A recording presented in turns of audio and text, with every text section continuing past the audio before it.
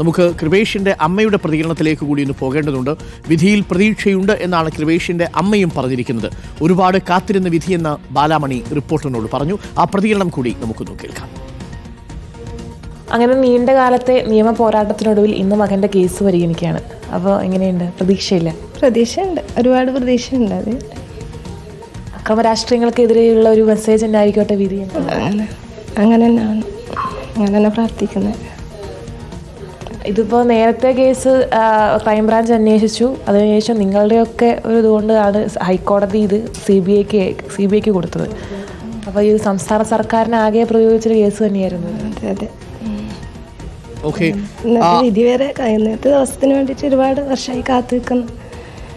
അർജുൻ കല്യാട് നമുക്കൊപ്പം ചേരുന്നുണ്ട്. അർജുൻ കല്യാട് ഇപ്പോഴുള്ളത് ഈ കൊലപാതകം നടന്ന സ്ഥലത്താണ്. അർജുൻ കല്യാട്, 6 വർഷം മുൻപ് ആ കൊലപാതകം നടന്നത് നമ്മളന്നൊക്കെ പല ചാനലുകളിലായിരുന്നു. ആ സമയത്തൊക്കെ നമ്മളെ വല്ലാതെ നടുക്കിയ ഒരു കൊലപാതകമാണ്. പ്രത്യേകിച്ചും പാർട്ടിയുടെ 2 വലിയ ജാഥകൾ, ഒന്ന് പാറശാലയിൽ നിന്നും ഒന്ന് മഞ്ചേശ്വരത്തു നിന്നും ഒക്കെ തുടങ്ങുന്ന സമയത്ത് ഇതേപോലെ ഒരു കൊലപാതകത്തിൻ്റെ വാർത്ത വന്നത് നമ്മളെ നടുക്കിക്കളഞ്ഞു. ഇപ്പോൾ എനിക്ക് നിൽക്കുന്നത് അർജുൻ കല്യാട് 6 വർഷത്തിന് ശേഷം ആ സ്ഥലത്തിനൊക്കെ മാറ്റം കുറേ സംഭവിച്ചിട്ടുണ്ടാവുമല്ലേ? ക്രൈംബ്രാഞ്ചും CBI ഒക്കെ എല്ലാ തെളിവുകളും ഈ സ്ഥലത്ത് നിന്നൊക്കെ ശേഖരിച്ചിരുന്നു. ഇതിൽ 14 പ്രതികൾ, 24 പ്രതികളായ സ്ഥലം ഒന്ന് പ്രേക്ഷകർക്ക് കാണിച്ചു കൊടുക്കാം. അതിൽ വന്നിരിക്കുന്ന മാറ്റങ്ങളും എവിടെ വെച്ചാണ് ഇവരെ വധിച്ചത്? എനിക്ക് തോന്നുന്നു ബൈക്കിൽ വരുന്ന സമയത്താണ് പിന്തുടർന്ന് ആക്രമണം നടത്തി കൊലപ്പെടുത്തിയിരിക്കുന്നത്. ആ സ്ഥലം ഒന്ന് കാണിച്ചു കൊടുക്കാം അർജുൻ കല്യാട് പ്രേക്ഷകർക്ക്. അരുണ, ഞാനിപ്പോൾ ആ സംഭവം നടന്ന ഈ കൊലപാതകം നടന്ന സ്ഥലത്താണ്. ഇവിടെ യൂത്ത് കോൺഗ്രസ് പ്രവർത്തകർ സ്ഥാപിച്ച ഒരു ഫ്ലെക്സ് ബോർഡുണ്ട്. ആ ഫ്ലെക്സ് ബോർഡിൽ തന്നെയുണ്ട് എത്രമാത്രം വൈകാരികമായിട്ടാണ് ഈ സ്ഥലത്തെ അവർ കാണുന്നത് എന്ന്. ഇത് ഞങ്ങളുടെ കൂടപ്പിറപ്പുകളുടെ ചോര വീണ് കുതിർന്ന മണ്ണ്, ഇരുട്ടിൻ്റെ കാപാലികർ ഒരു നാടിൻ്റെ സന്തോഷത്തെയും സമാധാനത്തെയും വെട്ടിനുറുക്കിയ മണ്ണ് എന്ന് എഴുതി വെച്ചിട്ടുണ്ട്. നമുക്ക് അതിനുശേഷം CBI ഉൾപ്പെടെ ഈ കേസ് അന്വേഷിക്കുന്ന ഘട്ടത്തിൽ ഈ കൊലപാതകം എങ്ങനെയാണ് നടന്നതെന്ന കാര്യം പുനരാവിഷ്കരിക്കുകയൊക്കെ ചെയ്തിട്ടുണ്ട്. ഈ കല്യോട്ട് അമ്പലത്തിൽ ഈ കൊലപാതകം നടക്കുന്ന ദിവസം ഉത്സവമായിരുന്നു. ആ ഉത്സവത്തിനിടയിലാണ് കൃപേഷും ശരത്ലാലും ബൈക്ക് കൊണ്ട് ഇതുവഴി കടന്നു വരുന്നത്. ഇതുവഴി കടന്നു വന്ന് ഏകദേശം ഈ സ്പോട്ടിലേക്ക്, ഞാനിപ്പോൾ നിൽക്കുന്ന ഇതേ സ്പോട്ടിൽ നിൽക്കുമ്പോഴാണ് ഈ തൊട്ടടുത്താണ് ഈ കേസിലെ 5ാം പ്രതിയായിട്ടുള്ള ഗിജിലിൻ്റെ വീട്.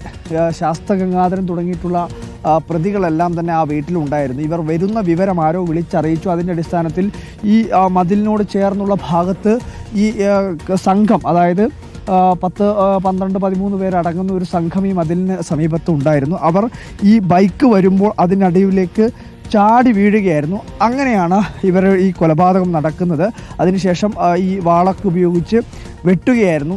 ശരത്ലാലിനാണ് അതിൽ ഗുരുതരമായി പരിക്കേറ്റത്. 17ഓളം തന്നെ വെട്ടേൽക്കുന്നൊരു സാഹചര്യം ഉണ്ടായിരുന്നു. കൃപേഷ് ഇവിടെ നിന്നും വെട്ടേറ്റ് അല്പസമയം, അതായത് അല്പദൂരം അങ്ങോട്ട്, ഒരു 300 മീറ്റർ അപ്പുറത്തേക്ക് ഓടിപ്പോവുകയാണ് ചെയ്തിട്ടുണ്ടായിരുന്നത്. ഇതിന് ഈ റോഡ്, അതായത് ഈ കട്ട് റോഡ് ഇപ്പോഴാണിത് റോഡ് ഇപ്പോൾ കോൺക്രീറ്റ് ചെയ്തിരിക്കുന്നത്. ഇത് കട്ട് റോഡാണ്.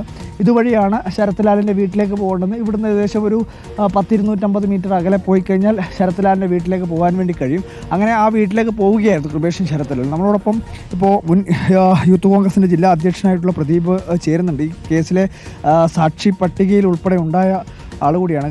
ഇതേ സ്പോട്ടിലാണ് പ്രതിപട്ടം ഇത് നടന്നതല്ലേ? അതെ, തീർച്ചയായും. അത് അന്ന് ഈ നമ്മുടെ സുഹൃത്തിൻ്റെ കല്യാണവുമായി ബന്ധപ്പെട്ട് അതിനുള്ളൊരു ഡ്രസ് കോഡ് എല്ലാവരും കൂടി ഒരേ ഡ്രസ് കോഡിൽ വേണം എന്നുള്ള കരുതിയിട്ട് അന്ന് തയ്യാറാക്കാൻ വേണ്ടിയിട്ടൊരു താല്പര്യത്തിന് പുറത്ത് അതിൻ്റെ അഡ്വാൻസ് കൊടുക്കാൻ വേണ്ടിയിട്ട്, പണം എടുക്കാൻ വേണ്ടിയിട്ടാണ് അവർ വന്നത്. അപ്പോൾ കൃപേഷും അന്ന് കൂടെ തന്നെ വന്നു. ഉത്സവം നടക്കുന്നത് ഈ പറയുന്ന ഇതിനപ്പുറത്ത് ഇവിടെയായിരുന്നു അല്ലേ? ഇവിടുന്ന് അവരെ അതുവഴി ഉത്സവത്തിൻ്റെ അന്നത്തെ ഈ സംഘാടക സമിതി രൂപീകരണ യോഗമായിരുന്നു അന്ന്. അതായത് 10-60 വർഷം ശേഷം നടക്കുന്ന ഒരു വലിയ ഉത്സവത്തിനുള്ള ആഘോഷ കമ്മിറ്റി രൂപീകരണമായിരുന്നു. അപ്പോൾ അത് ഒരു വൈകുന്നേരത്തോടു കൂടി കഴിഞ്ഞു. അന്ന് പകൽ മുഴുവൻ അവിടെ തന്നെ ആയിരുന്നു. അത് കഴിഞ്ഞ് എല്ലാവരും ടൗണിലുണ്ടായിരുന്നു. സ്വാഭാവികമായിട്ട് എപ്പോഴും വൈകുന്നേരം കൂടുന്നതാണ് നമ്മളെല്ലാവരും. അപ്പോൾ അതിനിടയിലാണ് ഈ പറഞ്ഞ കാര്യങ്ങൾക്ക് വേണ്ടിയിട്ടുള്ള പൈസ എടുക്കാൻ വേണ്ടിയിട്ട് വന്നതാണ് ഇവർ 2 പേരും ഒന്നിച്ച്. വരുന്ന സമയത്താണ് ഇവിടെ ഒത്തും വഴിക്ക് ഇവിടെ ഈ ശാസ്ത്രഗംഗാധരൻ എന്ന് പറഞ്ഞ അവരുടെ പറമ്പിൽ ഈ അയാളുടെ മകൻ ഉൾപ്പെടെയുള്ള പ്രതികൾ ഒളിച്ചിരുന്ന് കൃത്യമായി നേരത്തെ തന്നെ തയ്യാറാക്കി കല്ലോട്ടുന്ന ഒരാൾ വിളിച്ചു പറഞ്ഞു. അതിന് കൃത്യമായി വിവരം കൊടുത്തിരുന്നു. 2 പേര് അതിനകത്ത് ഇവർക്ക് ഇൻഫർമേഷൻ കൊടുത്തിരുന്നു. ഇന്ന ബൈക്കിൽ വരുന്നുണ്ട്, 2 പേരും അവിടുന്ന് പുറപ്പെട്ടിട്ടുണ്ട് എന്നുള്ളത് തൊട്ടവിടുത്തെ ഒരു തട്ടുകടയിൽ അവിടുന്ന് വിളിച്ച് പറഞ്ഞു. കൃത്യമായ സ്പോട്ടിൽ അത് നേരത്തെ തന്നെ പ്ലാൻ ചെയ്ത് തയ്യാറാക്കിയ പ്രകാരം ആ സ്പോട്ടിൽ തന്നെ അവരെത്തിയ സമയത്ത് കൃത്യമായി ചെയ്തു. മതിലിന് ഇവിടെ നിന്ന് ഇങ്ങോട്ടേക്ക് ഇവിടുന്ന് ചാടി വീണ് ചെയ്തായിരുന്നു. വണ്ടി ഇവിടെ എത്തുന്ന സമയത്ത് തന്നെ ഓടുന്ന വണ്ടിയിലേക്ക് തന്നെ വെട്ടുകയായിരുന്നു. കൃത്യമായി അവർ 2 പേരുമാണ് എന്ന് ഉറപ്പ് വരുത്തിയിട്ടുള്ളതാണ് ഒരു പ്ലാനിങ് ആയിരുന്നു. അല്ലാണ്ട് വന്ന് നോക്കി ആളാണോ എന്ന് ഉറപ്പ് വരുത്തി ചെയ്തൊന്നുമല്ല. ആ വണ്ടി വെട്ടേറ്റ് വീണ് വണ്ടി നിറങ്ങി പോയിട്ടുണ്ടായിരുന്നു.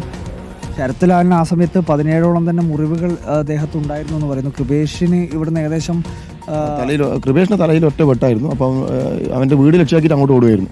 അപ്പോൾ ആദ്യം അവരെ കൃപേഷിനെ കണ്ടില്ല. അപ്പോൾ വഴിയിൽ പോയി വീണ് രക്തം വാർന്ന് അവിടെ നിന്ന് ഇരിക്കുകയായിരുന്നു.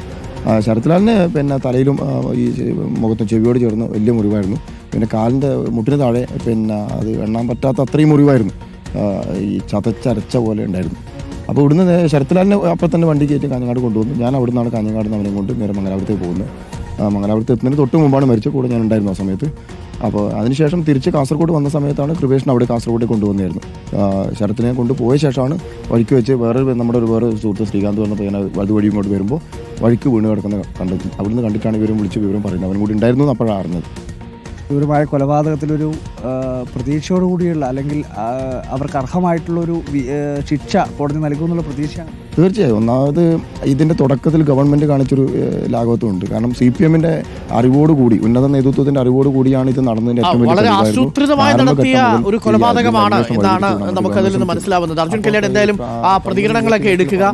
നമുക്ക് വിധി വരുന്നത് വരെ കാത്തിരിക്കാം. ഇവരുടെ പ്രതികരണങ്ങളൊക്കെ നമുക്ക് എത്തിക്കേണ്ടതുണ്ട്. 6 വർഷം മുമ്പ് നമ്മളുടെയൊക്കെ മനസാക്ഷിയെ നടുക്കിയ ഒരു ഇരട്ട കൊലപാതകമാണ് പെരിയയിൽ നടന്നത്. കല്യോട്ട് ഉത്സവം കഴിഞ്ഞ് ഉത്സവത്തിൻ്റെ കൂടിയാലോചന കടന്ന ആഘോഷ കമ്മിറ്റി രൂപീകരണം കഴിഞ്ഞ് തിരിച്ചു വരുന്ന വഴിയിൽ ഇവരെ തടഞ്ഞു നിർത്തി ആക്രമിക്കുകയായിരുന്നു. ഒളിച്ചു പാത്തിരുന്ന പ്രതികളാണ് ആക്രമണം നടത്തിയത്. അതിന് പിന്നിൽ പാർട്ടിയുടെ വലിയ ഗൂഢാലോചനയുണ്ട് എന്നുള്ളതായിരുന്നു തുടക്കം മുതലുള്ള കോൺഗ്രസിൻ്റെ ആരോപണം. അതിൽ KV കുഞ്ഞിരാമൻ MLA അടക്കമുള്ളവർ ഈ പ്രതികൾക്ക് വേണ്ടി ഇടപെട്ടു. അതുകൊണ്ട് അത് KV കുഞ്ഞിരാമൻ അടക്കം നടത്തിയ ആക്രമണമാണ് എന്നുള്ളതാണ് കോൺഗ്രസ് ആരോപിച്ചിരുന്നത്. CBI ഒരു കാരണവശാലും കേസിൽ വരാതിരിക്കാൻ കോൺഗ്രസ് CPM-ഉം സംസ്ഥാന സർക്കാരും ഉപയോഗിക്കാവുന്ന എല്ലാ അടവുകളും ഉപയോഗിച്ചു. പണം ഉപയോഗിച്ചും വക്കീലിനെ ഉപയോഗിച്ചും ഒക്കെ അതിനെ എതിർക്കാൻ നോക്കി. സുപ്രീം കോടതി ഇവരെ കേസ് വാദിച്ചു. CBI കേസ് എടുക്കരുത് എന്ന് പറഞ്ഞു. ഇന്നിപ്പോൾ സുപ്രീം കോടതി വിധിയെ തുടർന്ന് CBI കോടതിയാണ് ഈ കേസ് പരിഗണിക്കുന്നത്. CBIയുടെ DYSP അനന്തകൃഷ്ണന്റെ നേതൃത്വത്തിലുള്ള സംഘമാണ് ഈ കേസ് അന്വേഷിച്ചത്. അന്വേഷണത്തിൽ തൃപ്തിയുണ്ട് എന്നാണ് കൃപേഷിൻ്റെയും ശരത്ലാലിൻ്റെയും രക്ഷിതാക്കൾ നമ്മളോട് പറഞ്ഞിരിക്കുന്നത്. ഇനി വരേണ്ടത് CBIയുടെ പ്രത്യേക കോടതിയുടെ വിധിയാണ്. എറണാകുളം കോടതി 11 മണിയോടുകൂടി ആദ്യത്തെ കേസായിട്ട് ഇത് പരിഗണിക്കുന്നു എന്നാണ് അറിയാൻ സാധിക്കുന്നത്. നമുക്ക് കാത്തിരിക്കാം. നമ്മുടെ പ്രതിനിധികളെല്ലാം CBI പ്രത്യേക കോടതിയിലുണ്ട്, പെരിയയിലുണ്ട്. കല്യോട്ടുള്ള വിവരങ്ങളും തത്സമയം നമ്മൾ പ്രേക്ഷകർക്ക് നൽകും.